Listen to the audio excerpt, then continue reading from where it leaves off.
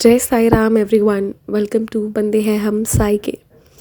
आज बस मन हुआ कि मैं आप लोगों को एक अनुभव सुनाऊं, अपना ही अनुभव। और इसके साथ साथ अब ये प्रॉमिस नहीं करती कि अभी रेगुलर एक्सपीरियंस आ पाएगा कि नहीं, क्योंकि I need some more time. But आज मैं अनुभव सुनाती हूँ। तो हुआ ये ना कि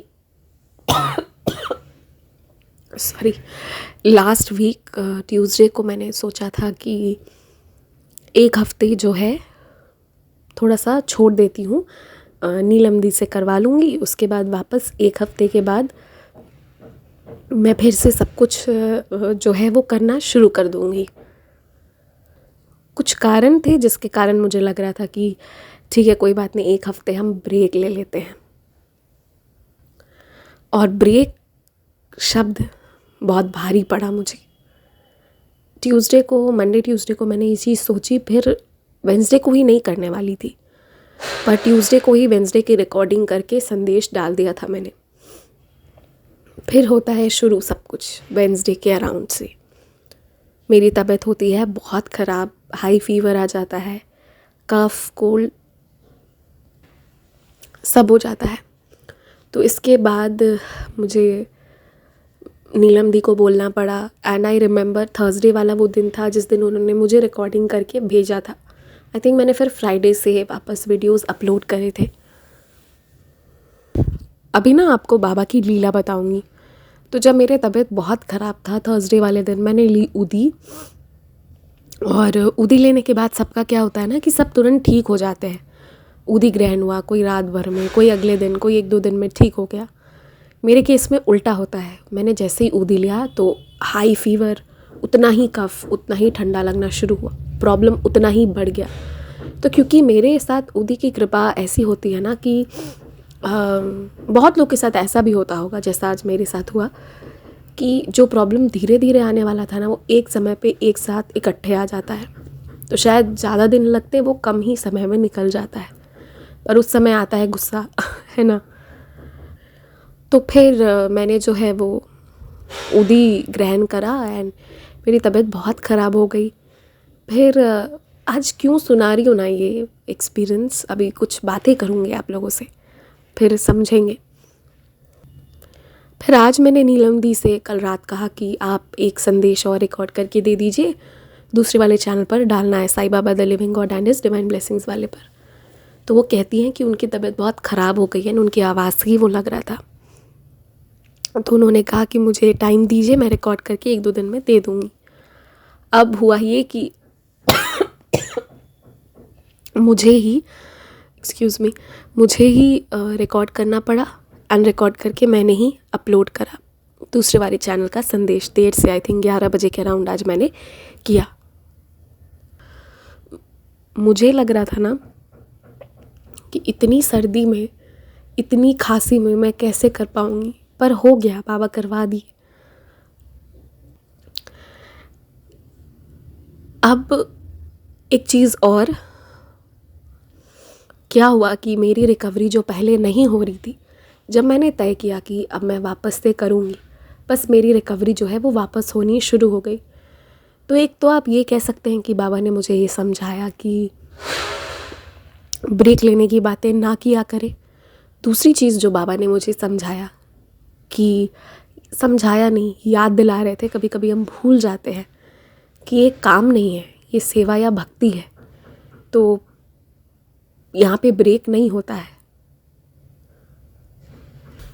तीसरी सबसे बड़ी चीज़, क्या पता इतने दिन अगर मैंने मन बना लिया होता कि ब्रेक लेने वाली हूँ, तो मैं पहले ही बीमार हो गई होती या और ज़्यादा बीमार होती। इसी सेवा के माध्यम से कितने दिन बाबा संकट से बचाते आए, और जब मैंने एकदम कह दिया नहीं अब नहीं, तो फिर वो चीज़ भारी पड़ गई। क्या होता है ना कि जब हम बाबा की भक्ति करते हैं तो कुछ ऐसी एनर्जी भी होती है जो स्टॉप करने की कोशिश करेंगी, जो चाहेंगे कि आप वो काम नहीं करो, क्योंकि आप ये मानते हैं ना, अगर एनर्जी पॉजिटिव है तो नेगेटिव भी है।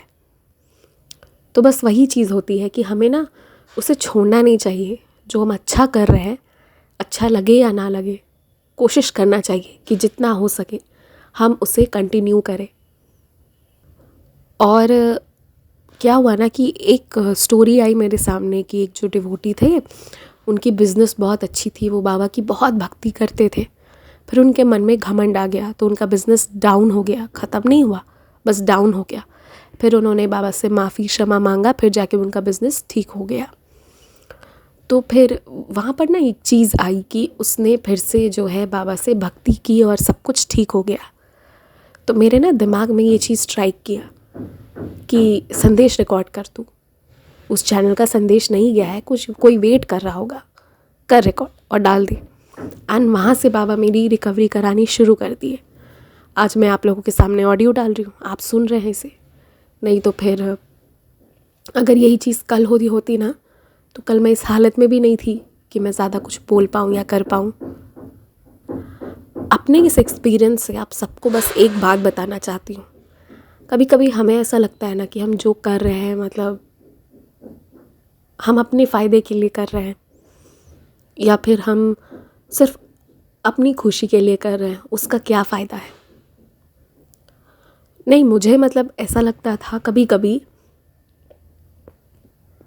कि मैं जो भी चैनल पे कर रही हूँ या जो भी करती हूँ तो शायद अपने लिए कर रही हूँ।